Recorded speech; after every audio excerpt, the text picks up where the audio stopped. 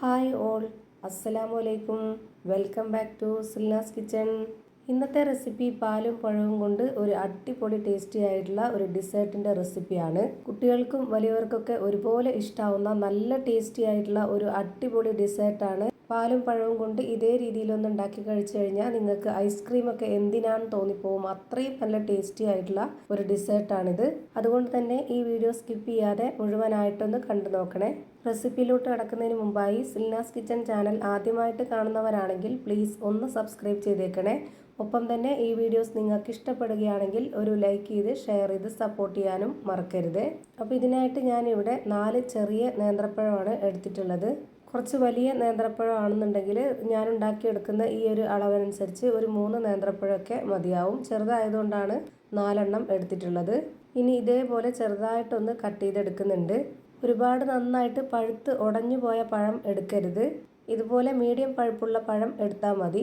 ഈ ഒരു ഡിസേർട്ടിന് ഇതേപോലെ വേണം കട്ട് ചെയ്തെടുക്കാനായിട്ട്. അപ്പോൾ ആ ഒരു 4 പഴവും ഞാൻ ഇതുപോലെ കട്ട് ചെയ്തെടുത്തിട്ടുണ്ട്. ഇനി അടുത്തതായിട്ട് സ്റ്റവിലേക്ക് ഒരു പാൻ വെച്ച് കൊടുത്ത് ഫ്ലെയിം ഓൺ ആക്കി കൊടുത്തിട്ടുണ്ട്. ഇതിലേക്ക് ഇതേപോലെ ഒരു പീസ് ബട്ടറാണ് ഇട്ട് കൊടുത്തിട്ടുള്ളത്. നെയ്യിൽ ചെയ്തെടുക്കണം എന്നുള്ളവർക്ക് നെയ്യിൽ തന്നെ ചെയ്തെടുക്കാം, കുഴപ്പമൊന്നുമില്ല.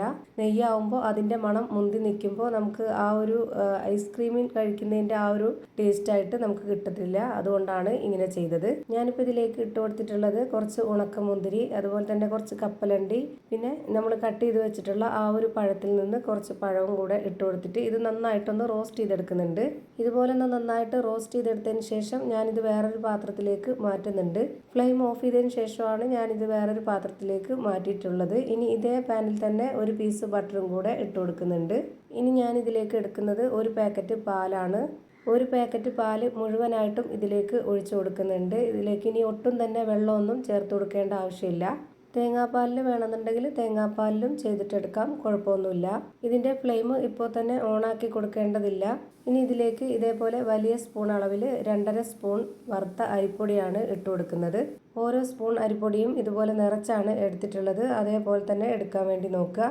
ഇതിലേക്ക് വറുത്ത അരിപ്പൊടി വേണം എടുക്കാനായിട്ട്, വറുക്കാത്ത അരിപ്പൊടി എടുക്കരുത്. പിന്നെ ഇതിലേക്ക് വേണ്ടത് അരിപ്പൊടി എടുത്തിട്ടുള്ള അതേ സ്പൂൺ അളവിൽ 3 സ്പൂൺ പാൽപ്പൊടിയാണ്. അടുത്തതായിട്ട് ഇതിലേക്ക് വേണ്ടത്, ഇതിന് നല്ലൊരു മണത്തിന് വേണ്ടിയിട്ട് ഒരു 3 ഏലക്ക ഇട്ട് കൊടുക്കാം. വാനില എസൻസ് ഉണ്ടെങ്കിൽ അതായിരിക്കും കൂടുതൽ നല്ലത്. ഐസ്ക്രീമിൻ്റെ ആ ഒരു ഫ്ലേവറൊക്കെ കിട്ടാൻ വേണ്ടിയിട്ട് അതായിരിക്കും കൂടുതൽ നല്ലത്. ഇല്ലാന്നുണ്ടെങ്കിൽ ഇതുപോലെ ഏലക്ക ഇട്ട് കൊടുത്താലും മതി. ഇനി ഇതിലേക്ക് 60 ml കപ്പിൻ്റെ അളവിൽ 1 കപ്പ് പഞ്ചസാര ഇട്ട് കൊടുത്തിട്ടുണ്ട്. പിന്നെ അതിൻ്റെ മധുരത്തിനൊന്ന് ബാലൻസ് ചെയ്യാനായിട്ട് ഒരു നുള്ളു ഉപ്പും ഇട്ട് കൊടുത്തു. ഇനി ഇതിലേക്ക് നേരത്തെ കട്ട് ചെയ്ത് വെച്ചിട്ടുള്ള നേന്ത്രപ്പഴമാണ് ഇട്ട് കൊടുക്കുന്നത്. അത് മുഴുവനായിട്ടും ഇട്ട് കൊടുക്കാം.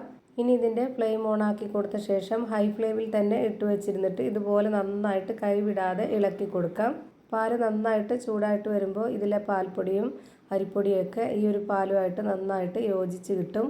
ഹൈ ഫ്ലെയിമിൽ ഇട്ട് കൊടുത്തിട്ട് ഇതുപോലെ ഇളക്കി കൊടുക്കാതിരുന്നു കഴിഞ്ഞാൽ ഇത് അരിപ്പൊടിയും പാൽപ്പൊടിയും ഒക്കെ കട്ടയായിട്ട് പോവും. ഇനി ഇത് ചെറുതായിട്ടൊന്ന് കുറുകി വരുമ്പോൾ തന്നെ നമ്മളിത് ലോ ഫ്ലെയിമിൽ ഇട്ട് കൊടുത്തിട്ട് ഇളക്കി കൊടുക്കണം. അല്ലാന്നുണ്ടെങ്കിൽ പെട്ടെന്ന് തന്നെ അങ്ങ് കട്ടയായിട്ട് പോവും. ഇത് നന്നായിട്ട് ഒരു കറക്റ്റ് പരുവത്തിന് കിട്ടണമെന്നുണ്ടെങ്കിൽ ഇതുപോലെ ഓരോന്നും ഘട്ടം ഘട്ടമായിട്ട് ചെയ്തിട്ട് വന്നാലേ ഈ ഒരു പരുവത്തിൽ കിട്ടത്തുള്ളൂ. ഇപ്പോൾ ഇതിൻ്റെ പരുവം നിങ്ങൾക്ക് കാണുമ്പോൾ തന്നെ മനസ്സിലാവുന്നുണ്ടാവും. ഇതേ ഒരു പരുവാകുമ്പോൾ നമുക്കിതിൻ്റെ ഫ്ലെയിം ഓഫ് ചെയ്ത് കൊടുക്കണം. ഒരുപാട് കട്ടയായി കഴിഞ്ഞാൽ ഇത് നമ്മൾ ഉദ്ദേശിക്കുന്ന ആ ഒരു പരുവത്തിൽ കിട്ടത്തില്ല. ഇപ്പോൾ ഇതുപോലെ സ്പാച്ച് കൊണ്ട് കോരുമ്പോൾ ഈ ഒരു രീതിയിലായിരിക്കണം ഈ ഒരു മിക്സ് റെഡിയായി കിട്ടേണ്ടത്. ഫ്ലെയിം ഓഫ് ചെയ്തതിന് ശേഷം ഈ ഒരു പാനിൽ തന്നെ വെച്ചിരിക്കരുത്, പെട്ടെന്ന് തന്നെ വേറൊരു പാത്രത്തിലേക്ക് മാറ്റേണ്ടതാണ്. ഇപ്പോൾ ഞാനിതാ ഇതേപോലെ ഒരു ട്രേയിലേക്ക് മുഴുവനായിട്ടും ഒഴിച്ചു കൊടുക്കുന്നുണ്ട്. ഇതിന് നമ്മൾ ചൂടോടെ അല്ല കഴിക്കേണ്ടത്. അങ്ങനെ കഴിക്കണമെന്നുള്ളവർക്ക് അങ്ങനെ കഴിക്കാം.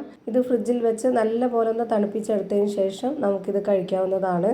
ഇനി ഇതിൻ്റെ കൂടെ കടിക്കാൻ കിട്ടാനായിട്ട് നേരത്തെ റോസ്റ്റ് ചെയ്ത് മാറ്റി വെച്ചിരുന്ന ആ ഒരു ഉണക്കമുന്തിരി, പഴം, കപ്പലണ്ടി അത് ഇതിലേക്ക് ഇട്ട് കൊടുക്കുന്നുണ്ട്. എന്നിട്ടൊരു 3 മണിക്കൂർ ഫ്രീസറിലല്ല താഴെ വെച്ചിരുന്നതിന് ശേഷം എടുത്ത് കഴിക്കുമ്പോൾ ഭയങ്കര ടേസ്റ്റാണ്. ഐസ്ക്രീമൊക്കെ ഇതിൻ്റെ മുന്നിൽ മാറി നിൽക്കും, അത്രയും നല്ല ടേസ്റ്റാണ്. തീർച്ചയായിട്ടും ഒരു പ്രാവശ്യമെങ്കിലും നിങ്ങൾ ഇതുപോലെ ഒന്ന് ട്രൈ ചെയ്ത് കുട്ടികൾക്കൊക്കെ കൊടുത്ത് നോക്കുക, എല്ലാവർക്കും ഇഷ്ടമാവും. ഞാനിപ്പോൾ ഇതിൽ നിന്ന് കുറച്ചെടുത്ത് കാണിച്ചു തരാം. നമുക്ക് കാണുമ്പോൾ തന്നെ അറിയാൻ പറ്റും എത്രത്തോളം നന്നായിട്ടാണ് ഇത് കിട്ടിയിട്ടുള്ളതെന്ന്. അപ്പോൾ ഇത്രയേ ഉള്ളൂ ഇന്നത്തെ വീഡിയോ ഇഷ്ടമായാൽ ലൈക്ക് ചെയ്യാനും കമൻറ്റ് ചെയ്യാനും ഷെയർ ചെയ്യാനും മറക്കരുത്. അതുപോലെ തന്നെ ഞാനിടുന്ന പുതിയ വീഡിയോസ് നോട്ടിഫിക്കേഷനായിട്ട് കിട്ടുന്നതിന് വേണ്ടി സബ്സ്ക്രൈബ് ചെയ്ത് ബെല്ലൈക്കൺ അമർത്തി അതിൽ ഓൾ എന്ന ഓപ്ഷൻ എനേബിൾ ചെയ്ത് കൊടുക്കാനും മറക്കരുത്. പുതിയൊരു വീഡിയോയുമായി വീണ്ടും വരും. Thank you for watching.